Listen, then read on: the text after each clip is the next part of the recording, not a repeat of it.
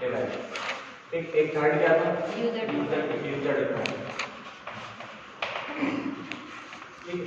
Primary, primitive या basic या fundamental के अंदर बात करें तो आपके पास इंट मिलेगा, दूसरा मिलेगा कैर, तीसरा मिलेगा फ्लोट और चौथा मिलेगा वॉइड। ये चार आपके बेसिक, फंडामेंटल, प्रिमिटिव या ये सब डेटा टाइप है। ठीक, नेक्स्ट में अगर सेकेंडरी या डिराइव में बात करें तो इसके आपके पास क्या मिल रहा है? एरे और फंक्शन और पॉइंटर, ये था। और क्या था? स्ट्रक्चर और यूनियन आपकी यूजर डिफाइंड। ऐसे में लगा सकते हो, कोई इशू नहीं। स्ट्रक्चर और नेक्स्ट आपका यूजर डिफाइंड आपके पास था राइटर और यूजर। ठीक है, अलग अलग राइटर और अलग अलग सेक्शंस पे जब आप जाओगे ना तो ये सेकेंडरी और यूजर डिफाइंड ये दोनों ना मिक्सअप हो जाते हैं। ठीक है, अपन जनरली इसमें सेकेंडरी में एरे, फंक्शन, पॉइंटर लेके चलते हैं। स्ट्रक्चर और यूनियन कभी कभी यूजर डिफाइंड में भी आपको देखने मिलता है। क्लियर है ये चीज? ठीक, अब ये डेटा टाइप में तो आप लोग तीन टाइप पढ़ लिए। पहला हो गया आपका प्राइमरी, दूसरा सेकेंडरी और तीसरा यूजर डिफाइंड। इंट की अगर बात करें या कैर की बात करें या फ्लोट या वॉइड, किसी भी प्रकार के अगर आप डेटा टाइप के बारे में बात कर रहे हो तो ये किसी वेरिएबल के बारे में क्या डिफाइन करेंगे? किसी वेरिएबल के लिए क्या डिफाइन करेंगे? तीन चीजें डिफाइन करते हैं, बताया था। पहला कौन सा? मेमोरी साइज, दूसरा वैल्यू टाइप और तीसरा वैल्यू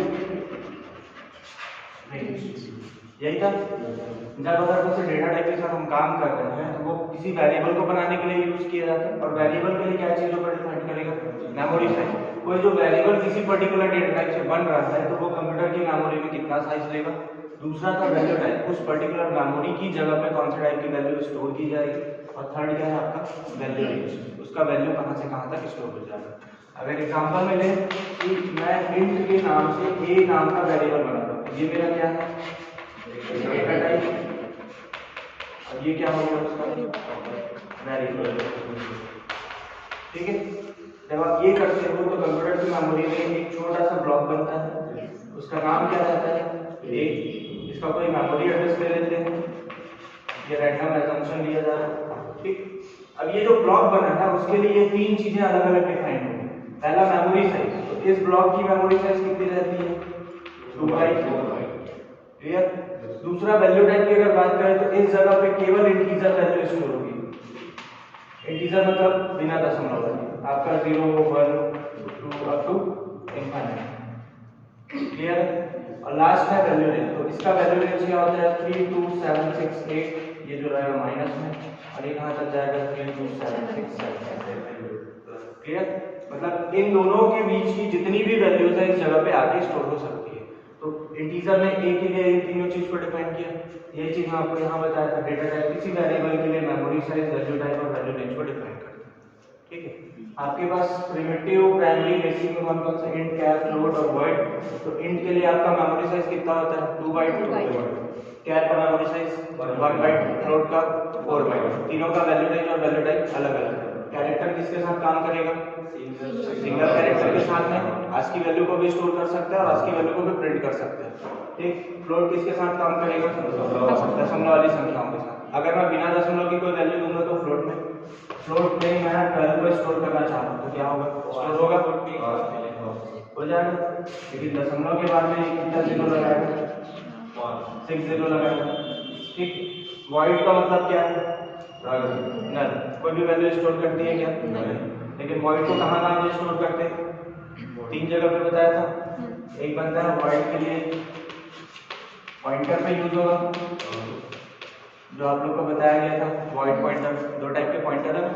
एक कौन सा था? वॉइड पॉइंटर, जिसी को, और दूसरा नल पॉइंटर, है ना। वॉइड पॉइंटर को जेनेरिक पॉइंटर भी बोला जाता है। ठीक, पॉइंटर में यूज होगा। दूसरा रिटर्न टाइप, आप फंक्शन में यूज किए हो, function without return type, with argument वाला या विदाउट आर्गुमेंट, तो सामने आप वॉइड लगा रहे थे। तो ये दो जगह पे यूज होता है, कौन सा? वॉइड। क्लियर? बात करें सेकेंडरी डेटा टाइप या डिराइव्ड डेटा टाइप की, इनको सेकेंडरी या डिराइव्ड इसलिए बोला जाता है क्योंकि ये जो प्रिमिटिव डेटा टाइप बने हुए हैं पहले से, इनको बना के हम किसको बनाते हैं, सेकेंडरी डेटा टाइप को बनाते हैं। इस वजह से इसको डिराइव बोला जाता है। डिराइव बोलने का मतलब ये है कि आपके पास जो चीजें पहले से बनी हुई है, आप वहीं से क्या करोगे, नया चीज बनाओगे। ठीक है, मान के चलो एग्जाम्पल में आपके पास चाय बनी हुई है, आप उसको दूध का चाय बनाना चाह रहे हो, तो वो जो चाय है वो आपके पास प्रिमिटिव वाली चीज है ना।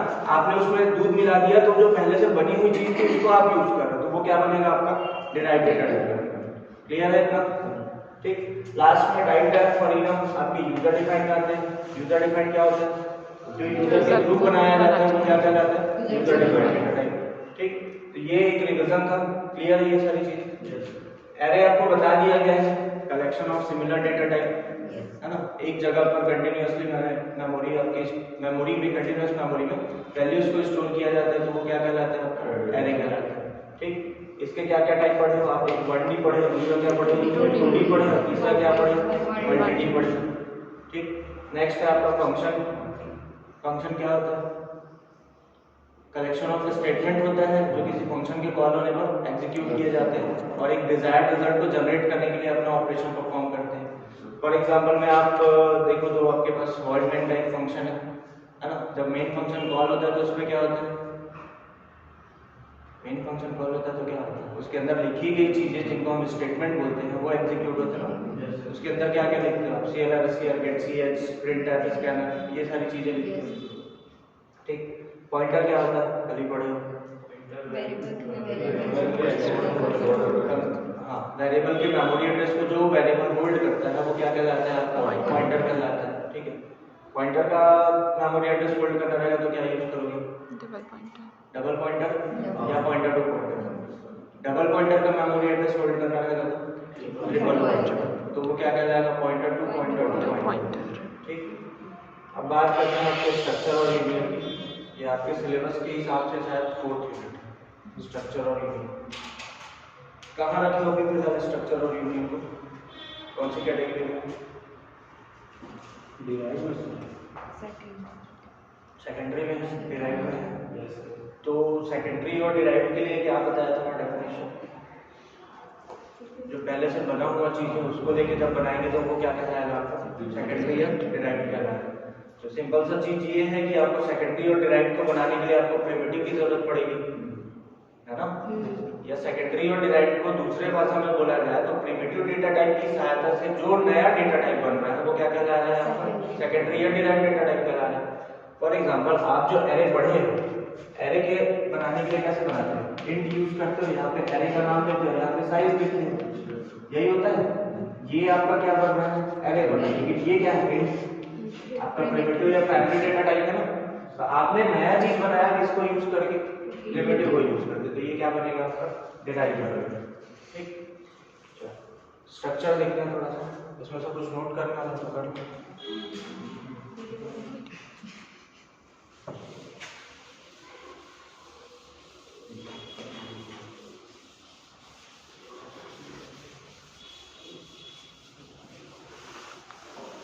फास्ट फोटो तो बहुत है ना,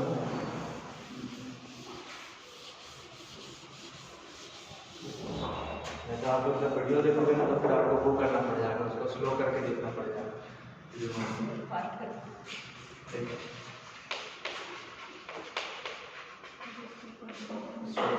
ये फर्स्ट यूनिट में आप लोग structure of the C program पढ़े वो अलग है और ये जो स्ट्रक्चर पढ़े वो अलग है, दोनों को मिक्स मत।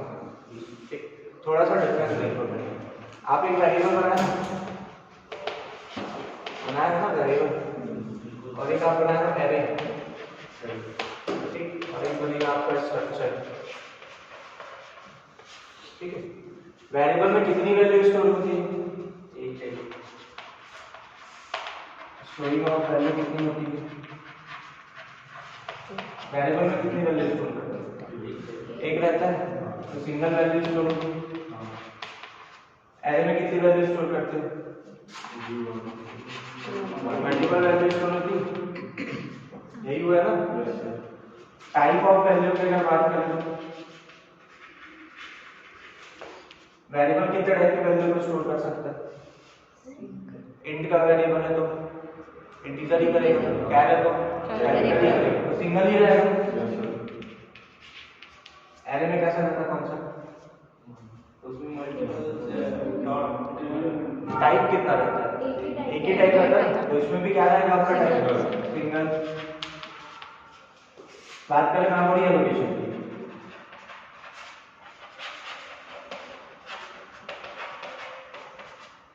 वेरिएबल जब अगर आप मल्टीपल वेरिएबल बनाते हो, जैसे मैंने इंटीजर से ए बी और सी बनाया, तो वो साथ में रहेंगे क्या एक जगह पर, कि अलग अलग कहीं पे भी रहेगा? जैसे ये आप बना रहे हो इंट ए बी और सी, ये तीन वेरिएबल मैंने बनाए और ये मान के चलो कंप्यूटर की मेमोरी है, तो क्या ए बी सी कंटिन्यू बनेंगे? ए कहीं यहाँ पे बनेगा, बी कहीं यहाँ पे बनेगा, सी कहीं वहाँ बनेगा, तो एक जगह पे स्टोर हो रहा है क्या? नहीं हो रहा है। तो मेमोरी एलोकेशन कैसा रहेगा इसका? एनीवेयर इन मेमोरी, ऐसे ही रहता है, अलग अलग बन रहा है। लेकिन वहीं पे अगर बात करें एरे के केस में, मान के चलो मैं एरे बना रहा हूं ए और इसका मेमोरी साइज दिया 3, तो कैसा रहेगा? कंटीन्यूअस रहेगा। इसका मेमोरी ब्लॉक कैसे बनते हैं? ऐसे बनते हैं, ये ए नाम से जाना जाएगा, ये 0 1 और ये 2, इसको एक्सेस करना है तो कैसे करोगे? A0, ये कैसा रहेगा? A1 और ये कैसा रहेगा? A2, 0 से लेके साइज -1, टोटल साइज कितना दिए?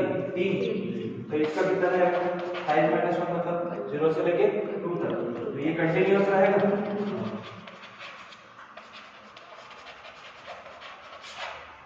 ये क्लियर? दोनों का डिफरेंस समझ आया? अगर आप सिंगल वेरिएबल के साथ काम कर रहे हो और एरे के साथ काम कर रहे हो, अब इसी को स्ट्रक्चर के लिए लिखते हैं। अगर ये वाला डिफरेंट आपका क्लियर हो गया ना, तो यहाँ पे स्ट्रक्चर जो बताऊंगा वो भी क्लियर हो। सिंगल स्टोरिंग ऑफ वैल्यू, तो ये जो है वो मल्टीपल वैल्यूज को स्टोर कर सकता है। ठीक, टाइप की अगर बात करें, टाइप ऑफ वैल्यू, तो ये मल्टीपल कर सकता है, मल्टीपल टाइप की वैल्यू को स्टोर कर सकता है। ठीक, अगर बात करें इसका मेमोरी एलोकेशन, तो ये किस पे रहता है? डिपेंड ऑन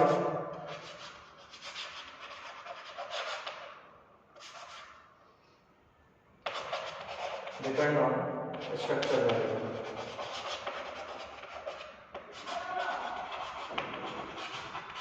मतलब आपका जितना स्ट्रक्चर वेरिएबल बनेगा उतने को वो मेमोरी एलोकेशन मिलेगी। ठीक है, क्लियर है इतना? नोट करना,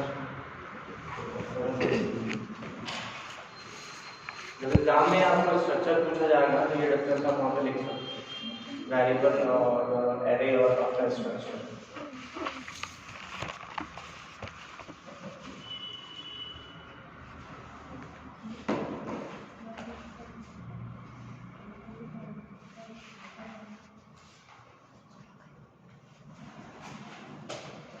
और इसी डिफरेंस के बेस पे ना इसका डेफिनेशन बना सकते हो।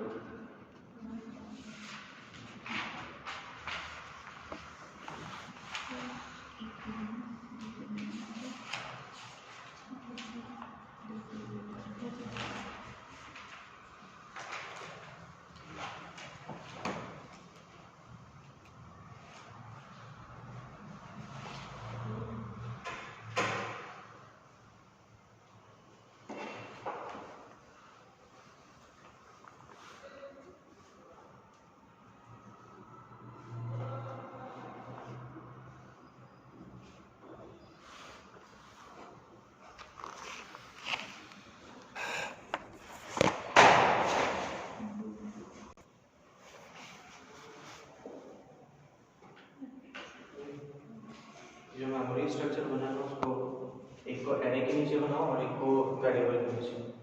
ये वाला जो बना है उसको इसके नीचे, वेरिएबल के नीचे, और ये वाला जो बना है उसको एरे के नीचे बनाओ यहाँ पे। तो ये जो आप लोग लिखते हो एनीवेयर मेमोरी और कंटीन्यूअस मेमोरी, वो दोनों और क्लियर हो जाते हैं।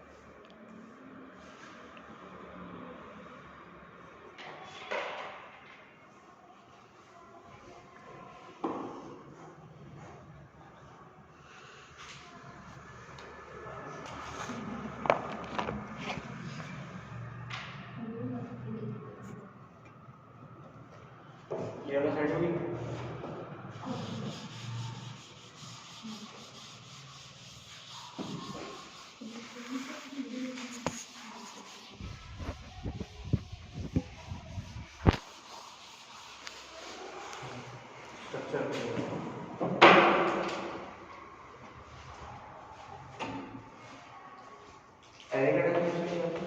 Array is the collection of stores values in continuous, यही ना? तो स्ट्रक्चर के लिए बोल सकते हो it is a collection of,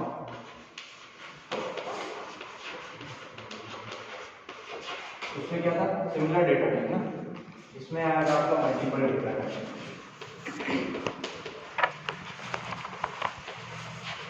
collection of multiple variables, variables of values भी ले सकते हो और डिफरेंट डेटा टाइप।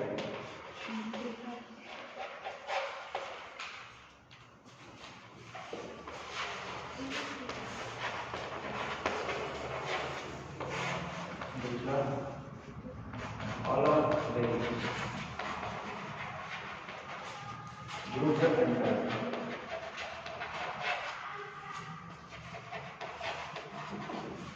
सिंगल दूसरा एक और क्या चाहिए, डिराइव्ड है कि यूजर डिफाइंड? डिराइव्ड है, वो भी नहीं दूसरी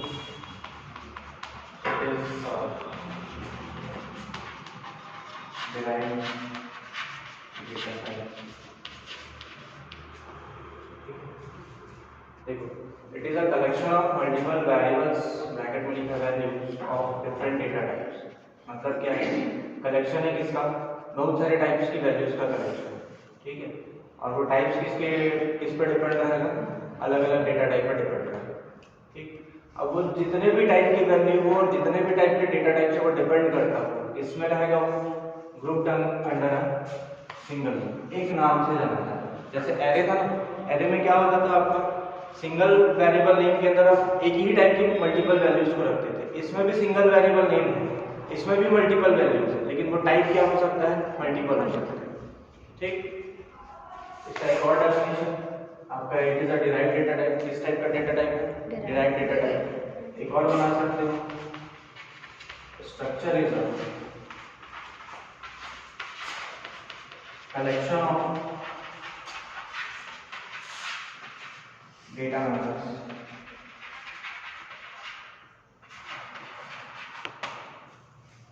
कलेक्शन किसका है, डेटा मेंबर्स का। और डेटा मेंबर क्या होता है, जो नॉर्मल वेरिएबल आप जो अभी तक बनाते आए हो वो वेरिएबल क्या कहलाते हैं, आपके डेटा मेंबर कहलाते हैं। अब उसको डेटा मेंबर क्यों बोला गया है, क्योंकि वो स्ट्रक्चर के अंदर बनते हैं, ठीक है। हो गया ना, बताओ सिंटैक्स।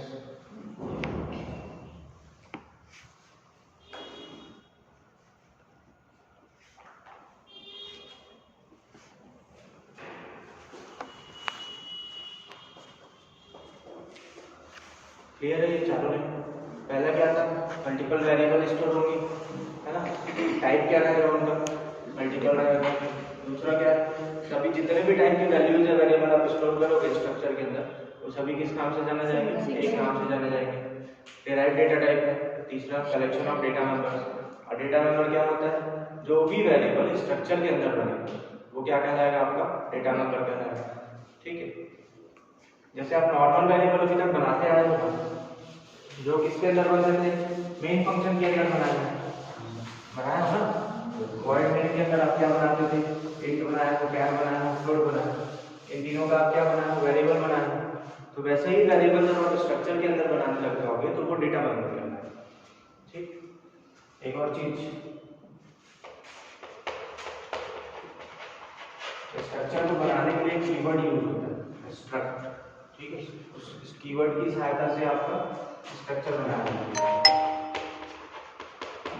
डिक्लेरेशन की अगर बात करें तो सामने आपका लगेगा स्ट्रक्ट कीवर्ड यूज, ठीक। फिर आएगा आपका structure name,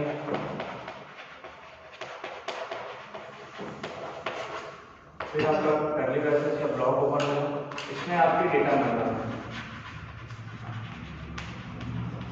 data number 1, data number 2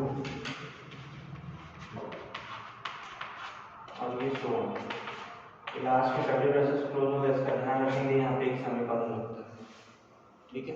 तो ये मेरा क्या हो गया, सिंटैक्स में अगर देखें तो ये क्या है मेरा, कीवर्ड वर्ड, ये क्या है, नेम ऑफ स्ट्रक्चर है,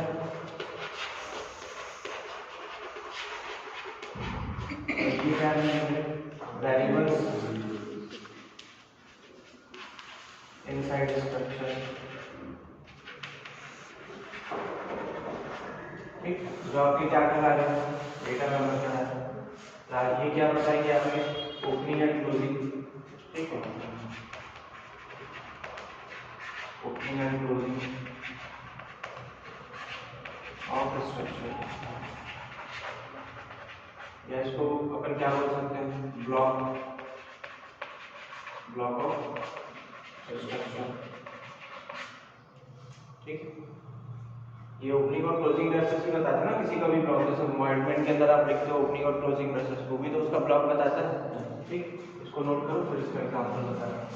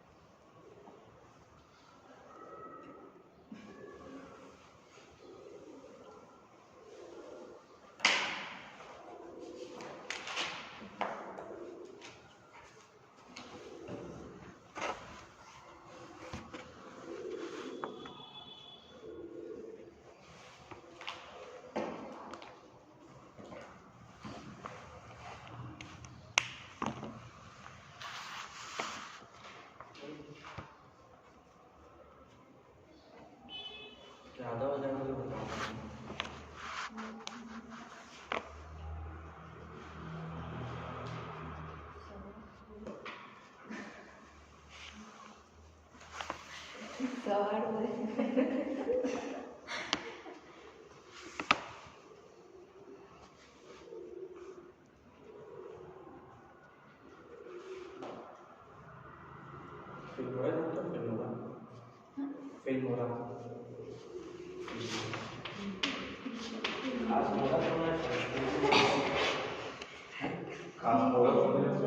वो भी है एक टाइम मास्टर सुन लो।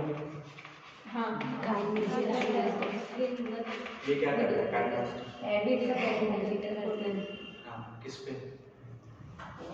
मोबाइल पे। फिल्मोरा सिस्टम का वीडियो एडिटिंग। टाइम मास्टर होगा तब सही है। टाइम मास्टर जो है वो सेम है फिल्मोरा का, ठीक, बट थोड़ा सा कॉम्प्लिकेट हो जाता है क्योंकि स्क्रीन छोटी हो जाती है, ठीक। लेकिन अगर आपको सिस्टम पे या कहीं पे और वीडियो एडिट करना है तो फिल्मोरा यूज कर सकते हैं। जो मैंने आप लोगों को पहले और वीडियोस जो भेजे थे structure of a C program और फाइल नेमिंग सिस्टम ये सब, तो वो बना पीपीटी पे था, उसमें वॉइस रिकॉर्ड करके जैसे यहाँ पढ़ा है वैसे उस पर पीपीटी को देख के उसको एक्सप्लेन करके फिल्मोरा में जो सामने जो सब फ्लैश वगैरह चलता है, लास्ट में जो चीज़ आता है इंट्रो आउट्रो जो आता है वो सब फिल्मोरा में एडिट करते हैं।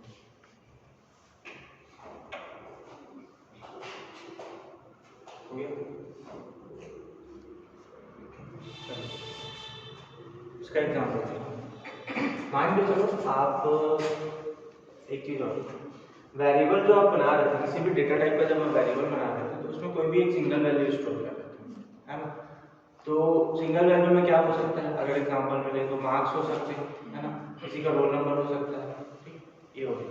वहीं पे अगर आप जब एरे बना रहे थे तो एरे में मल्टीपल वैल्यूज को स्टोर कर रहे थे, तो मल्टीपल वैल्यूज के अगर एग्जांपल मिले तो 5 सब्जेक्ट का मार्क्स हो सकता है, 5% का एज हो सकता है, या 5 से ज़्यादा भी हो सकता है, एक एग्जाम्पल लेके चलो। लेकिन वहीं पे अगर बात करें स्ट्रक्चर की, तो स्ट्रक्चर के पहले लाइन के डेफिनेशन में ये लिखा था कि it stores multiple types of variable of multiple data types, ठीक। तो इसका एग्जांपल क्या होगा, हाँ, फ्लोट इंट कैरेक्टर सब आ सकते हैं। आगे जाके जब पढ़ोगे तो उसमें एरे भी मिक्स होगा। अभी फिलहाल के केस में आप ये मान के चलो कि आपको बेसिक या प्रिमिटिव डेटा टाइप है उनके साथ काम करना है। तो ऐसा कोई उदाहरण बताओ जिसमें मल्टीपल या सब टाइप के डेटा स्टोर हो।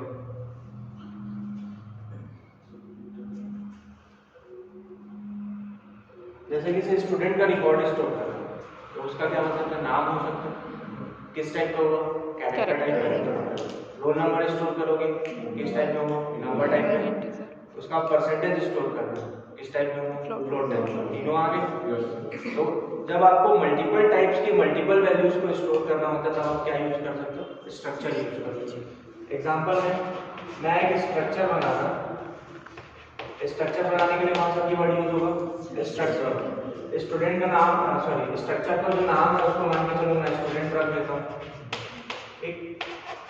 अब इसका करली ब्रैकेट्स ओपन हो, डेटा मेंबर पहला आपका क्या रहता है, रोल नंबर, इंटीजर के लिए बन गया। दूसरा नेम बनाना है, तो कैर नेम, तो नेम तो मल्टीपल कैरेक्टर रहता है, सिंगल में बनेगा नहीं ना, तो आप यहाँ पे क्या कर सकते हो, साइज दे सकते हो, ठीक है। लास्ट क्या बनेगा, फ्लोट। फ्लोट में क्या बना सकते हो, परसेंटेज का शॉर्ट में लिख दीजिए। और क्या रख सकते हो, इंट कैर फ्लोट हो गया।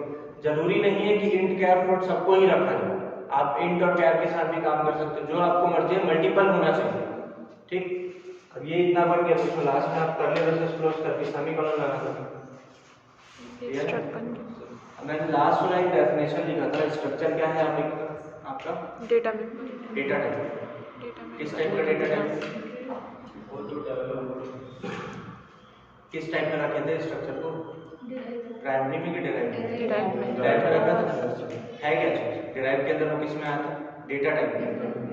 इंट कैलकुलेट क्या है, डेटा टाइप है ना।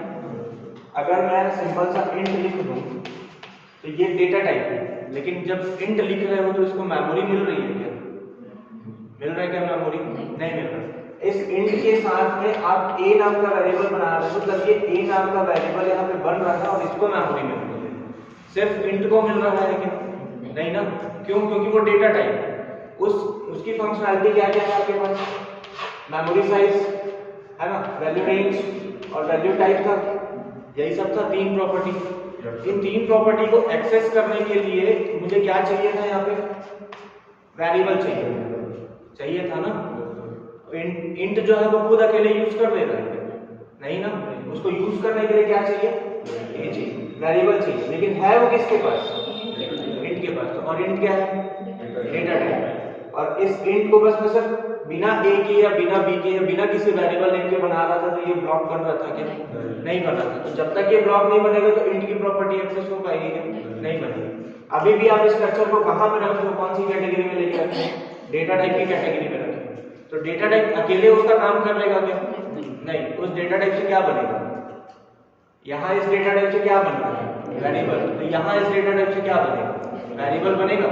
चाहे आप किसी भी टाइप का डेटा टाइप यूज करो, प्रिमिटिव जो भी हो, प्रिमिटिव है, सेकेंडरी है, यूजर डिफाइंड है, किसी भी टाइप का आप डेटा टाइप यूज करो, अगर आप सिर्फ डेटा टाइप के साथ में काम करना चाहोगे तो वो पॉसिबल नहीं है। उसकी प्रॉपर्टी को एक्सेस करने के लिए उसका वेरिएबल होना जरूरी है, समझ आया, ठीक। तो ये जो बन रहा है या ये जो बन रहा है वो भी क्या बन रहा है, डेटा टाइप ही बना रहे हो ना, डेटा टाइप ही पढ़ो ना। स्ट्रक्चर क्या है, डिराइव डेटा टाइप। तो डेटा टाइप बना है तो डेटा टाइप की प्रॉपर्टी बनी है। तो ये जो डेटा नंबर बने हैं ये उसकी क्या हो गई, प्रॉपर्टीज हो गई। और इन प्रॉपर्टीज को एक्सेस करने के लिए आपको क्या बनाना पड़ेगा, वेरिएबल बनाना पड़ेगा, वो भी किसका, स्ट्रक्चर वेरिएबल बनाना पड़ेगा, ठीक है। तो जब जैसे यहाँ पे ये a बन रहा था तो ये मेमोरी ब्लॉक बन रहा था, मतलब ये वेरिएबल बन रहा था तब इसको मेमोरी मिल रही थी, है ना।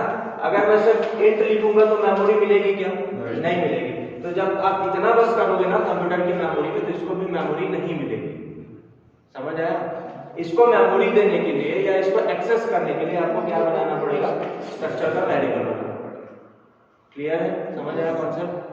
तो ये चीज ये नोट करोगे, ये सब क्या है उसके 3 जो है ये डेटा मेंबर है, ठीक। मैंने जो पहली लाइन का डेफिनेशन बताया था कि उसमें multiple variables of multiple data types, तो अलग अलग वेरिएबल हैं और अलग अलग डेटा टाइप भी है। जरूरी नहीं है कि आप अलग अलग ही करो हर बार, आप मल्टीपल वेरिएबल्स को भी स्टोर करना चाह रहे हो तो सिंगल में आप बना सकते हो। ठीक, ये सब डेटा मेंबर है। और ये डेटा मेंबर क्या होते हैं, जो नॉट, ये अगर मैं इतना बस बोलूँ, ऊपर का स्ट्रक्चर आप हटा दो, ये जो ब्लॉक बने हुए उसको हटा दो, तो ये सिंपल सा वेरिएबल डिक्लेरेशन ही तो हो रहा है। मेन फंक्शन के अंदर जो वेरिएबल डिक्लेयर करते थे वही हो रहा है। अब इन्हीं को आप किसके अंदर रख दिए हो, स्ट्रक्चर के अंदर, तो ये क्या कहलाएंगे, डेटा मेंबर कहलाएंगे। और यही डेटा मेंबर इस स्ट्रक्चर की क्या है, प्रॉपर्टीज, और इन प्रॉपर्टीज को एक्सेस करने के लिए क्या चाहिए, स्ट्रक्चर वेरिएबल चाहिए। अब मुझे ये बताओ, यहाँ पे इंट मेरा डेटा टाइप डिफाइंड है, पहले से बना हुआ है, और यहाँ पे हम लोग स्ट्रक्चर बना रहे हैं, वो किस टाइप का बन रहा है, डिराइव्ड डेटा टाइप का बन रहा है। क्यों, क्योंकि इनको बनाने के लिए मुझे इंट क्या और फ्लोट की जरूरत पड़ी, जो किस टाइप की है, प्रिमिटिव टाइप की है। ठीक, तो यहाँ पे डेटा टाइप का क्या नाम है, यहाँ पे इंट नाम था, ये आपने अपने से बनाया स्ट्रक्चर है ना। यहाँ पे डेटा टाइप का क्या नाम है, अगर आप वेरिएबल बनाओगे तो किस नाम से बनाओगे, यहाँ पे मुझे वेरिएबल बनाने के लिए इंटीजर की जरूरत पड़ रही थी, इंट कैर फ्लोट इसकी जरूरत पड़ रही थी, तो वो मेरा क्या है, डेटा टाइप का नाम है। यहाँ पे डेटा टाइप का क्या है, स्ट्रक्ट, तो कीवर्ड है, वो पहले से बना हुआ है। यहाँ क्या दिख रहा है, स्ट्रक्ट क्या है, ये क्या है, स्ट्रक्चर नेम। तो जो स्ट्रक्चर का नेम रहता है वही स्ट्रक्चर का डेटा टाइप है, स्टूडेंट। हाँ, तो यहाँ पे अगर स्टूडेंट बना रहे हो तो अब मुझे जब स्ट्रक्चर का वेरिएबल बनाना होगा तो मैं इसको ये मेरे डेटा टाइप के लिए काम करेगा। आप स्ट्रक्चर बना रहे हो मतलब डिराइव्ड डेटा टाइप बना रहे हो, तो स्ट्रक्चर का जो नाम रहेगा वही डेटा टाइप रहेगा। अगर मैं इस स्टूडेंट की जगह पे स्ट्रक्ट ABC रख दूं, ठीक, और इसके अंदर जो चीजें मुझे रखनी है वो मैं रख दिया, तो ये क्या बनेगा, नया डेटा टाइप बन गया। अब इस ABC के बिहाफ में मैं वेरिएबल बनाऊं, समझ आया था, नोट करो।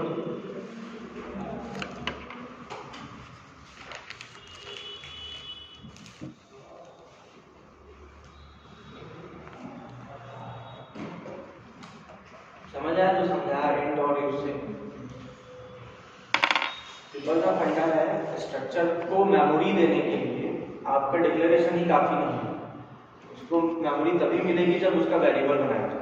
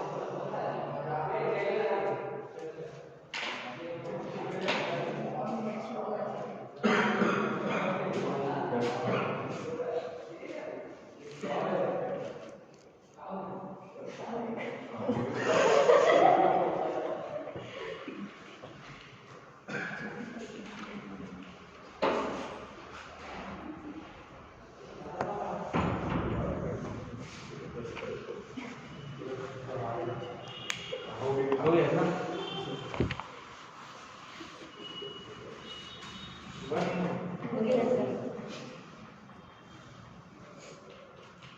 ये वाला साइड में स्ट्रक्चर बनाने के लिए कौन सा कीवर्ड चाहिए,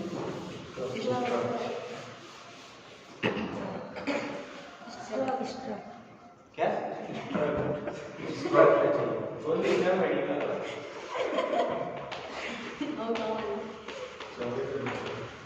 नेक्स्ट है आपका वेरिएबल और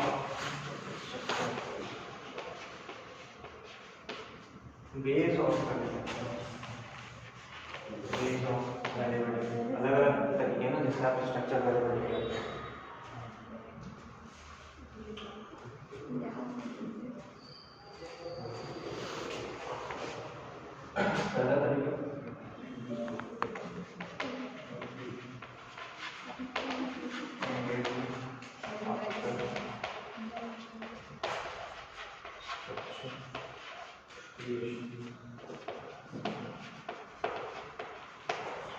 पहला तरीका ये है कि आप जब स्ट्रक्चर बनाओगे उसी के तुरंत बाद आप वेरिएबल बनाओगे। तो स्ट्रक्चर बनाने के लिए क्या चाहिए? पहला तो कीवर्ड चाहिए, उसके बाद क्या चाहिए? Structure name. Structure name. यही स्ट्रक्चर नेम क्या रहेगा? Data type. ठीक, करली ब्रेसेस ओपन करोगे, मान के चलो मैं रोल नंबर से एक नाम बनाया और किसी का फ्लोट मैंने बना दिया। अभी हम अपना नेम को डालते हैं, तो फ्लोट में मैंने बना दिया परसेंटेज का शॉर्ट। ठीक, ये मेरा स्ट्रक्चर बन गया। ठीक, स्ट्रक्चर बनाने के बाद ये जो करली ब्रेसेस है और सेमीकोलन दोनों के बीच में आप एक वेरिएबल बनाओगे। जैसे मैंने s1 बना दिया, तो ये s1 क्या बनेगा? स्टूडेंट नाम का। स्टूडेंट डेटा टाइप का क्या बनेगा? ये वेरिएबल। स्टूडेंट मेरा क्या था? स्ट्रक्चर का नाम था और यही डेटा टाइप है और इसी का मैं वेरिएबल क्या बना रहा हूँ? s1। तो आप लोग का जो कॉन्सेप्ट था इमीडिएटली आफ्टर स्ट्रक्चर क्रिएशन, तो यहाँ तक आपका स्ट्रक्चर का क्रिएशन हो जाता है।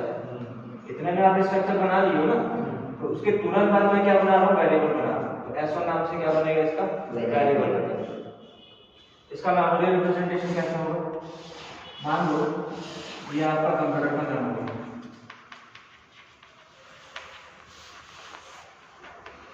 इस कंप्यूटर की मेमोरी में कहीं पे एक जगह पे s1 बनेगा। ठीक है, s1 के अंदर पहला क्या है? Roll number. ये बन गया रोल नंबर के लिए। ठीक है, ये आ गया किसके लिए? Roll number. क्या मेमोरी साइज लेगा? 2 बाइट लेगा। क्यों? क्योंकि ये कितना है? इंट टाइप का है। ठीक, और ये बन गया किसके लिए? परसेंटेज के लिए।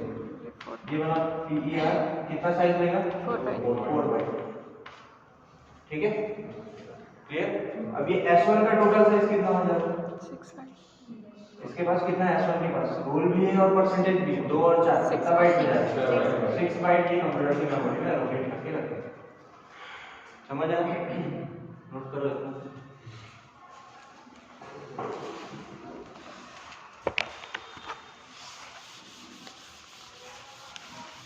अब जो आप जो स्ट्रक्चर बना रहे थे उसको कंप्यूटर में मेमोरी में शुरू हो जाए।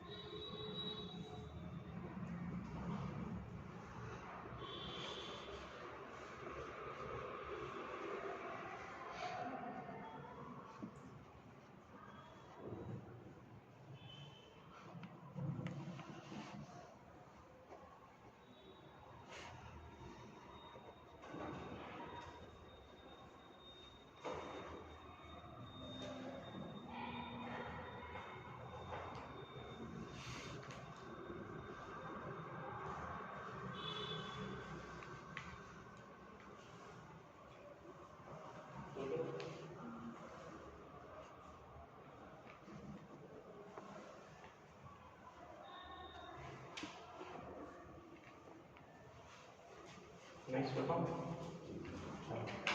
सेकंड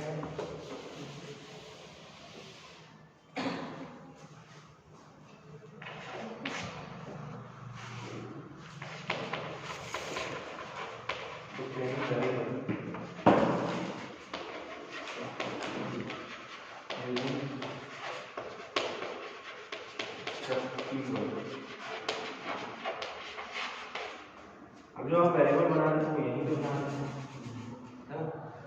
यहाँ पे ना बना के यहाँ पे आप जो सेमीकोलन करते आ रहे थे वो कर दो। एक नया लाइन नेक्स्ट लाइन पे आप क्या करोगे? स्ट्रक्ट कीवर्ड यूज करोगे और जो स्ट्रक्चर का नाम है वो यूज करोगे और आप वेरिएबल बनाओगे। तो यहाँ पे जो आपका लाइन था declare variable using struct keyword वो यूज होगा। स्ट्रक्ट स्टूडेंट ये आपके डेटा टाइप का नाम हो गया और S1 आपका क्या हो जाएगा? वेरिएबल का नाम हो गया। मेमोरी रिप्रेजेंटेशन सेम है।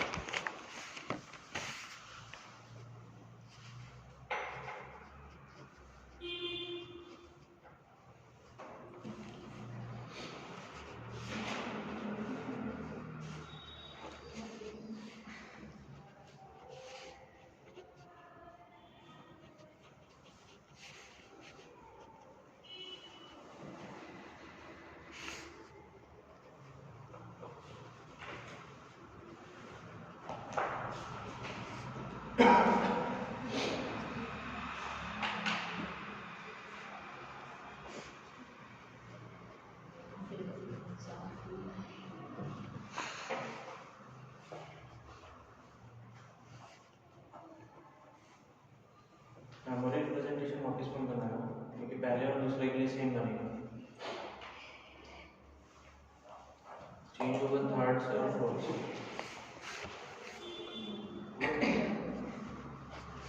नेक्स्ट बताओ।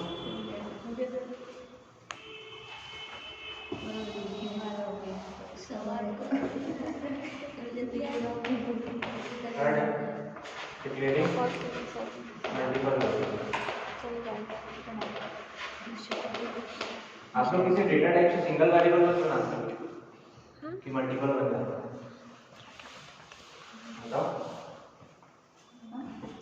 किसी डेटा टाइप से सिर्फ सिंगल वेरिएबल बना सकते हो कि मल्टीपल बना सकते हो? मल्टीपल बन सकता है ना, तो स्ट्रक्चर से भी मल्टीपल बना। देखो इसके दो तरीके। पहला तरीका इमीडिएटली आफ्टर वाला कि यहीं पे आप बना लो S1 S2 S3 ऐसा बना सकते हो, ये एक तरीका। दूसरा मैं फिलहाल के लिए कमेंट में रखता हूँ, आप जो स्ट्रक्ट कीवर्ड यूज किए थे उसकी सहायता से struct student S1 S2 S3, ठीक है। अगर आप ये तरीका यूज करोगे तो ये कमेंट में रहेगा, ठीक है। लेकिन अगर आप ये वाला तरीका यूज कर रहे हो तो ये तीनों को यहाँ से हटाना पड़ेगा। S1 S2 S3 को हटाओगे डायरेक्ट मल्टीपल होगा, ठीक है। तो यहाँ पे मल्टीपल बना रहे हो विदाउट स्ट्रक्ट कीवर्ड और यहाँ पे आप वेरिएबल बना रहे हो मल्टीपल विद स्ट्रक्ट कीवर्ड। अब इसका मेमोरी रिप्रेजेंटेशन देखो थोड़ा सा।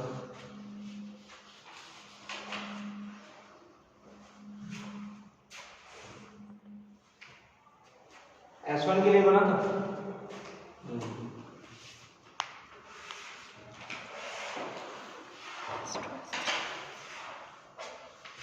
ये बनेगा S2 के लिए और ये बनेगा S3 के लिए, ठीक है। ये रोल नंबर, ये भी रोल नंबर रहेगा, ये क्या रहेगा परसेंटेज, ये आपका रोल और ये आपका परसेंटेज, ये आपकी कंप्लीट कंप्यूटर के नाम होगी, ठीक है। S1 S2 S3 ये अलग अलग बनेंगे। रोल नंबर और परसेंटेज का अलग कॉपी S1 के पास जाएगा, रोल नंबर और परसेंटेज का अलग कॉपी S2 के पास जाएगा, रोल नंबर और परसेंटेज का S3 के पास अलग जाएगा। S1 का कितना साइज 6 बाइट, इसका 6 बाइट, इसका 6 बाइट। थोड़ा सा ये मेमोरी रिप्रेजेंटेशन को ध्यान में रखना, रीजन ये है क्योंकि यही मेमोरी रिप्रेजेंटेशन स्ट्रक्चर और यूनियन में डिफरेंशिएट करता है, ठीक है।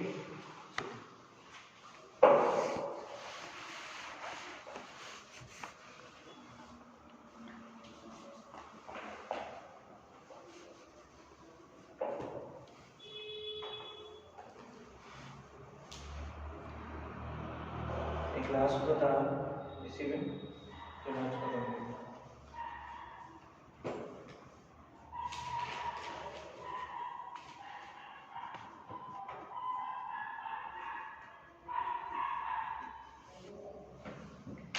जब भी आप स्ट्रक्चर बनाओगे तो मैं आपको ये बताऊँ, लोकल और ग्लोबल बताया, लोकल वेरिएबल ग्लोबल वेरिएबल। तो लोकल क्या होता है, वॉइड मेन के अंदर जो रहता है वो लोकल कहलाता है। ग्लोबल क्या रहता है, वॉइड मेन के ऊपर जो रहता है वो रहता है।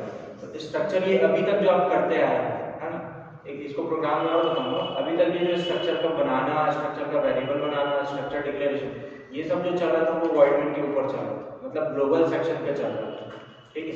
अब इसको लोकल के अंदर देखते हैं, इसको फोर्थ एक और लेते हैं, डिक्लेयरिंग वेरिएबल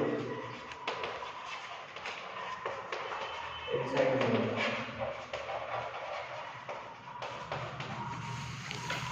मान लो एक स्ट्रक्चर पहले बना लिया, स्ट्रक्चर स्टूडेंट, इसमें डेटा नंबर बनाना, रोल, फ्लोर, ये यहाँ तक आपका स्ट्रक्चर बन रहा था, है ना। ऐसे ही बना रहे हो, इतना ही सेक्शन मैंने लिखा है, बस वेरिएबल नहीं बनाया। अब ये जो वेरिएबल बना रहे हो उसके लिए क्या करोगे, वॉइड मेन के अंदर आपको बनाना, तो वॉइड मेन आप लिख लो, वाइड मेन के अंदर ये वाली जो लाइन है struct student S1 S2 S3 जितना वेरिएबल बना रहा है आपको उसको ये वाली लाइन उठा के मेन फंक्शन के अंदर लेते हैं। स्ट्रक्ट स्टूडेंट एक वेरिएबल बनाना तो एक एक आसान काम से कर सकते हो, दो तो दो, तीन तो तीन, S3 बाकी अपने लाइन में तो इस केस में भी ये मेमोरी सेम बनेगा लेकिन ये ब्लॉक जो है वो मेन फंक्शन के अंदर आ जाएगा। ठीक है, नोट कर लो।